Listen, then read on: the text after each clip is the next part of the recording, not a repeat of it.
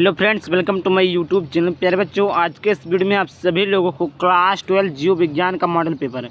जी प्यारे बच्चों, क्लास 12 जीव विज्ञान का मॉडल पेपर आपको 348 कोड जीओ का वायरल हो चुका है। वायरल पेपर वायरल कोड के लेकर आए हैं प्यारे बच्चों। ये जितने भी इंपॉर्टेंट सभी के सभी इंपॉर्टेंट प्यारे बच्चों इंपॉर्टेंट और सभी क्वेश्चन के आंसर को मैं सहित बताऊँगा।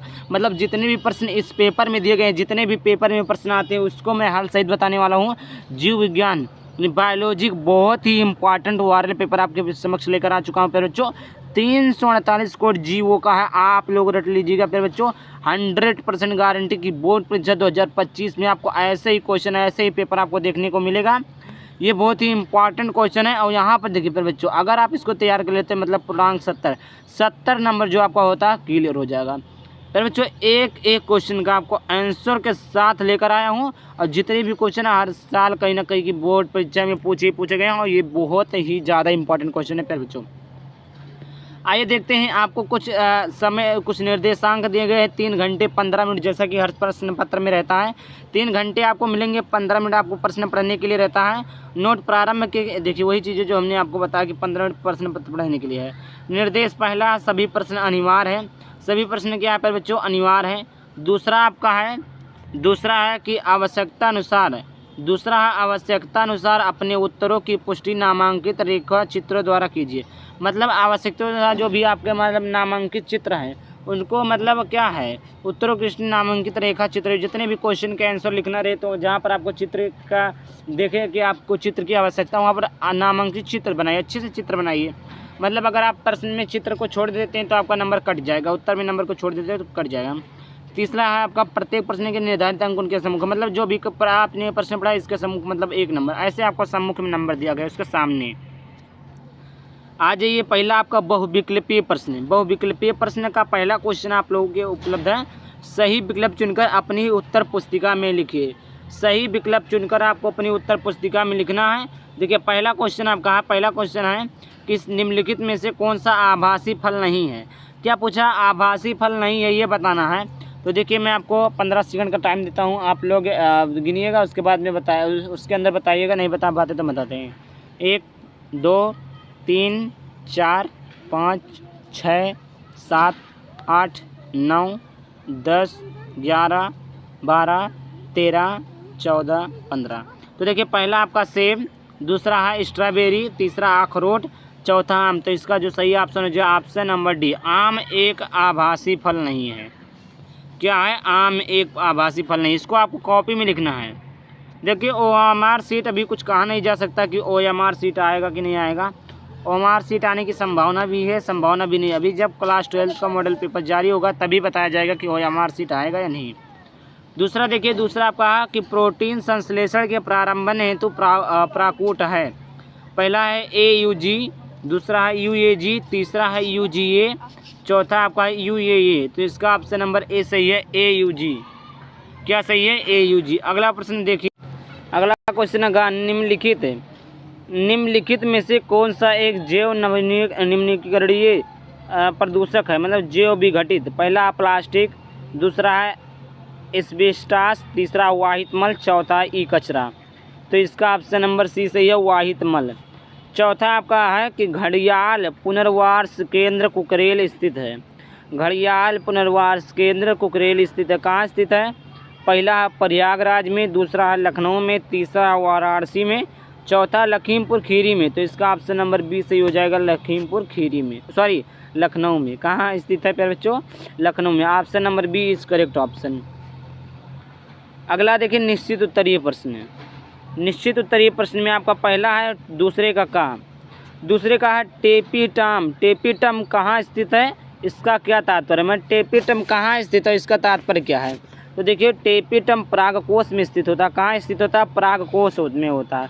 परागकोश कहाँ पाया जाता है, पुष्प में। किस पुष्प में, गुड़हल के पुष्प में, और सभी पुष्पों में पाया जाता है। टेपिटम परागकोश में स्थित होता है। क्या पूछा, टेपिटम कहाँ स्थित होता है, तो टेपिटम परागकोश में स्थित होता है। इसका क्या अर्थ है, तो यह परागकण का पोषण करती है तथा इनका विकास करती है। परागकोश के अंदर क्या होता है, परागकण होता है, और वो जो परागकोश होती है परागकण का पोषण करती है, उनका विकास करती है।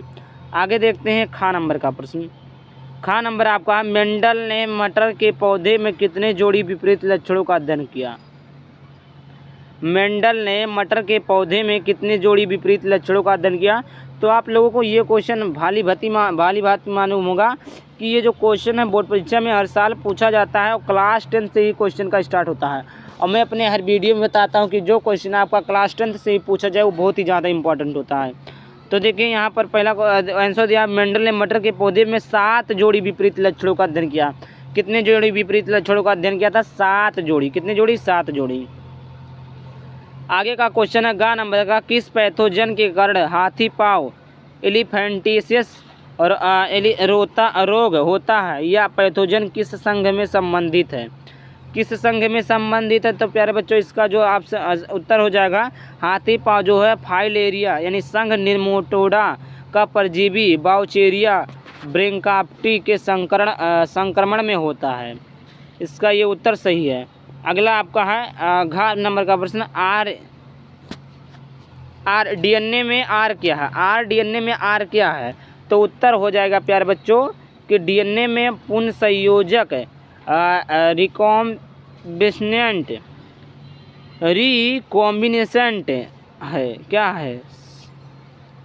निकेत को परिभाषित कीजिए। निकेत को परिभाषित करना उत्तर, निकेत वह स्थान विशेष या प्राकृतिक आवेश है जहाँ जीव अपने जीवीय संबंधों तथा भौतिक पर्यावरण में रहता। अब आइए देखते हैं अति लघुत्तरीय प्रश्न।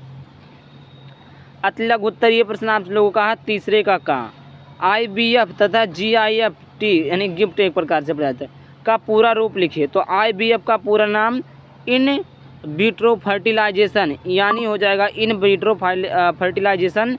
गिफ्ट का पूरा नाम गेमिट इंट्राफेलोपियन ट्रांसफर। असंगजनन पर एक टिप्पणी लिखिए। असंगजनन पर एक टिप्पणी लिखना है। आप उत्तर लिखेंगे असंगजनन अलैंगिक जनन की एक सामान्य विधि जिसमें नए पौधे का निर्माण होता है। अलैंगिक जनन, लैंगिक जनन क्या होता है? अलैंगिक जनन क्या होता है? आप लोगों को पढ़ाया होगा। तो अलैंगिक जनन की एक सामान्य विधि जिसमें नए पौधे का निर्माण युग्मकों के संलयन से होता है असंगजनन कहलाती है। अगला आपका है गा। क्या आपका गा आपका है टर्नर एवं क्लाइन फैक्टर सिंड्रोमों में गुणसूत्रों की संख्या कितनी होती है? तो टर्नर सिंड्रोम में गुणसूत्रों की संख्या 46 के स्थान पर 45 हो जाती है। गुणसूत्रों की संख्या कितनी है? 46, लेकिन उसके स्थान पर कितनी हो जाती है? 45 हो जाती है। क्लाइन फैक्टर सिंड्रोम में गुणसूत्रों की संख्या 46 के स्थान पर 47 हो जाता है। एल्कोहल दुरुपयोग के क्या कुप्रभाव है? तो एल्कोहल दुरुपयोग के क्या कुप्रभाव है? एल्कोहल के कुप्रभाव, पहला है एल्कोहल का सेवन करने से चेतना शून्य हो जाती है। मतलब देखिए कोई भी एल्कोहल पीता है तो उसका क्या होता है? चेतना शून्य हो जाती है, मतलब उसको होश हवास नहीं रह जाता है। दूसरा, व्यक्ति का शरीर नियंत्रण नहीं रहता है। देखिए गांव में बहुत सारा जब लोग एल्कोहल, गांव में नहीं शहरों में भी होता है, जब इंसान जो व्यक्ति होता है बहुत सारा एल्कोहल पी लेता है तो वो होश हवास में नहीं रहता, मतलब नियंत्रण में उसका शरीर नहीं रह जाता है, गिरने पर नहीं लगता है। तीसरा, एल्कोहल के सेवन से शरीर यकृत खराब हो जाता है। यकृत क्या होती है? लीवर, किडनी, लीवर जो होता है वो खराब हो जाता है। अंगा आपका क्वेश्चन है पांचवा, जैव विविधता हॉट स्पॉट से क्या आशा है? जैव विविधता हॉट स्पॉट से क्या आशा है? तो देखिए एक ऐसा जैव भौगोलिक क्षेत्र जहां पर्याप्त मात्रा में जैव विविधता पाई जाती है। चौथा का परागकण के प्रकारों का वर्णन कीजिए। तो उत्तर, परागकण की पुष्पी पादक के वर्तिकाग्र तक जाने की घटना को परागकण कहते हैं। तो देखिए परागकोश में परागकण होते हैं, जो परागकण होता है वही वर्तिकाग्र तक पहुंचता है, उसी घटना को हम क्या कहते हैं? तो ये जो परागकण होता है पुष्पी पादकों में वर्तिकाग्र तक जाने की घटना को परागकण कहते हैं। देखिए परागकोश में परागकण होता है, वही जो परागकण होता है वर्तिकाग्र तक पहुंचता है, उसी घटना को हम परागकण के परागण कहते हैं। और देखिए परागकण की मुख्य 2 प्रकार की होती है, स्वपरागण, परपरागण। स्व मीन्स देखिए स्व मीन्स स्वयं, पर मीन्स किसी दूसरे। तो ये स्वपरागण सेल्फ पोलिनेशन, सेल्फ मीन्स स्वयं। तो देखिए स्वयं से कुछ होगा, स्वयं से मतलब क्या होगा कि स्वयं से परागकण करता हुआ। देखिए जब परागण एक ही पादप पे एक ही पुष्प में दूसरे या एक ही पुष्प के परागकण वर्तिकाग्र तक पहुँचते, इस घटना को स्वपरागण कहा जाता है। अर्थात जो जो आपका देखिए जो आपका गुड़हल का फूल होता है उसमें देखिए जो स्वपरागण, क्यों? क्योंकि इसमें जो मेल फीमेल दोनों एक ही में होते हैं, अर्थात एक ही फूल में स्वपरागण होता है। पर परागण क्या होता है? पर परागण में किसी दूसरे से करते हैं, जैसे ह्यूमन जो मनुष्य हो गए वो अपना स्वयं नहीं, एक वुमेन रहती है, क्या होता है? एक वुमेन रहते हैं, एक मैन रहते हैं, तो दोनों के मेल से ही क्या बनता है? सेल्फ रिप्रोडक्शन सिस्टम के आधार से परागकण मतलब होता है, इसी प्रकार कुछ होता है। स्वपरागण मतलब स्वयं से, पर परागण में दूसरों से। जैसे गेहूँ समझ लीजिए, जो गेहूँ बोया जाता है वो जब हवा चलती तो हिल कर होती है, तो जब हिलती है तो दोनों से क्या होता है? परागण की क्रिया होती है। तो स्वपरागण जो स्वयं से करने, गुड़हल स्वयं से करता है। यहाँ पर देखिए ऐसा लिखा है, जो स्वयुग्मन सजात पुष्पी परागण, ये 2 प्रकार के होते हैं। अब यहाँ पर देखिए जैसे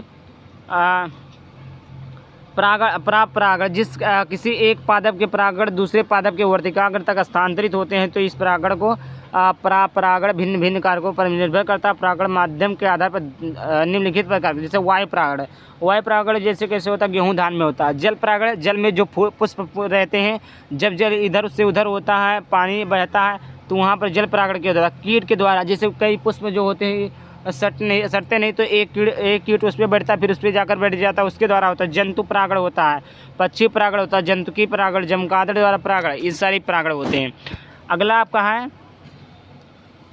अगला आपका प्लेसेंटा, एक संक्षिप्त टिप्पणी लिखिए। तो उत्तर प्लेसेंटा अपरा एक संयुक्त संरचना जो स्थानियों के गर्भ में भ्रूण को गर्भाशय से संरचनात्मक एवं क्रियात्मक रूप से जोड़ने में सहायक होती है। अपरा भ्रूण के विकास में निम्नलिखित कार्य करता है। जैसे देखिए यहाँ पर भ्रूण का पोषण, श्वसन, उत्सर्जन, हार्मोन्स का श्रावण, अपरूढ़ प्रभाविता तथा सप्रभाविता में विभेद स्पष्ट कीजिए। उत्तर अपूर्ण प्रभाविता तथा सप्रभाविता में विभेद। अपूर्ण प्रभाविता क्या है? संतति 2 जनकों में मिलती जुलती नहीं होती है तथा नई तीसरी लक्षण उत्पन्न होता है जो दोनों जनकों में मिलता जुलता तथा इनके बीच का सा होता है, इसे अपूर्ण प्रभाविता कहते हैं। सप्रभाविता क्या होता है? जब किसी कारक या जीन के युग्म विकल्पी में कोई भी कारक प्रभावी या प्रभावी ना होकर मिश्रित रूप से प्रभाव डालते हैं, तो इसे सहप्रभाविता कहते हैं। अब देखिए आगे क्या है, जैव विविधता के महत्व को समझाइए। जैव विविधता के महत्व को समझाइए। तो जैव विविधता जीवों का मिश्रण है।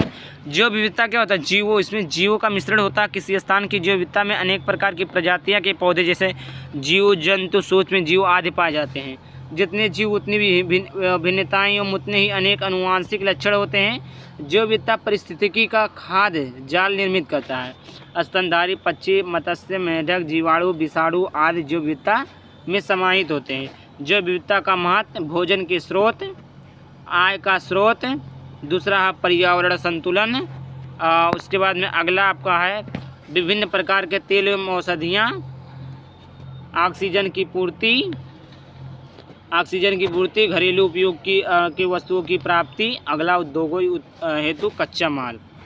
अगला प्रश्न देखिए, लघु उत्तरीय प्रश्न। क्या आ गया आपका? लघु उत्तरीय प्रश्न। जैव विविधता संरक्षण की विभिन्न विधियों का वर्णन कीजिए। जैव प्रौद्योगिकी का वैक्सीन उत्पादन, जीन चिकित्सा तथा मानव इंसुलिन परिवर्धन निर्माण में योगदान की चर्चा कीजिए। देखिए दूसरा आपका का है, ये आपका खा था, 5वें का का था, और ये आपका खा था। ये कौन सा प्रश्न था? आपका खा था। और ये कौन सा प्रश्न है? आपका गा नंबर का प्रश्न। देखिए गा नंबर का प्रश्न आपका है कि मलेरिया परजीवी की 4 प्रजातियों के नाम लिखिए, इनके द्वारा उत्पन्न होने वाले मलेरिया के प्रकार का उल्लेख कीजिए। आपका मानव में एबी और रुधिर वर्ग की वंशागति का वर्णन कीजिए। यह था अगला 6वां प्रश्न देखिए, निम्न पर टिप्पणी लिखिए। पहला भ्रूण कोश पर टिप्पणी लिखना है, दूसरा विपुंसन पर टिप्पणी लिखना है। देखिए खा नंबर 6वें का खा है, मानव में भ्रूणीय प्रवर्धन से क्या अभिप्राय है? गा आपका है सिकल सेल एनीमिया, दांत कोश का अरक्ता पर एक संक्षिप्त टिप्पणी लिखना है। घा आपका बायोगैस के उत्पादन में सूक्ष्म जीवों की भूमिका का वर्णन कीजिए। अगला आपका विस्तृत उत्तरीय प्रश्न। मनुष्य में मादा जनन तंत्र का वर्णन कीजिए। अब देखिए मैं बता देता हूँ, विस्तृत उत्तरीय प्रश्न में आपको एक नामांकित चित्र अवश्य देखने को मिलेगा, चाहे वो मादा जनन तंत्र का हो, चाहे वो आपका नर जनन तंत्र का हो। देखिए नर जनन तंत्र तथा मादा जनन तंत्र is very important figure board exam 2025 board exam 2025 की दृष्टि से मादा जनतंत्र तथा नर जनतंत्र का चित्र बहुत ही इम्पोर्टेंट है। देखिए प्राथमिक जनन अंग, अंडाशय स्त्री के प्राथमिक जनन अंग होते हैं। प्राथमिक जनन अंग आपसे कोई पूछे तो अंडाशय होता है। अंडाशय, एक जोड़ी अंडाशय उदर गुहा में स्थित होता है। अंडाशय विक्र के समीप मीसोबेरियम द्वारा उदर गुहा से जुड़े रहते हैं और अंडाशयी लिगामेंट्स द्वारा गर्भाशय में जुड़े रहते हैं। अंडाशय ठोस होते हैं। अब देखिए अगला आपका और आ गया, अंडाशय की सतह पर छोटे छोटे दोनों दानों जैसी उभार दिखाई देती है जिन्हें ग्राफियन पुटकाएँ कहते हैं। ग्राफियन पुटकाओं में अंडाणु बनते हैं और पुटकियाँ से ही एस्ट्रोजन और प्रोस्टाग्लैंड हार्मोन्स का स्राव होता है। सहायक जनन अंग, ये अंग जनन की प्रक्रिया में सहायता है। इनमें सहायक नलिकाएँ व सहायक ग्रंथियाँ शामिल है। सहायक नलिकाएँ, अंडवाहिनियाँ, गर्भाशय या योनि। अंडवाहिनियाँ, प्रत्येक अंडवाहिनी पतली कुंडलित लगभग 10 से 20 सेंटीमीटर लंबी होती है। इसके 3 भाग होते हैं। पहला प्रारंभिक भाग प्रिस्बिएटेड, दूसरा मध्य भाग फैलोपियन नलिका, तीसरा अंतिम भाग इस्थमस कहलाता है। अब देखिए गर्भाशय, गर्भाशय दोनों ओर की फैलोपियन नलिकाएं संयुक्त होकर गर्भाशय का निर्माण करती है। गर्भाशय चौड़े थैलीनुमा होती है। इसकी भित्ति मोटी व पेशी युक्त होती है।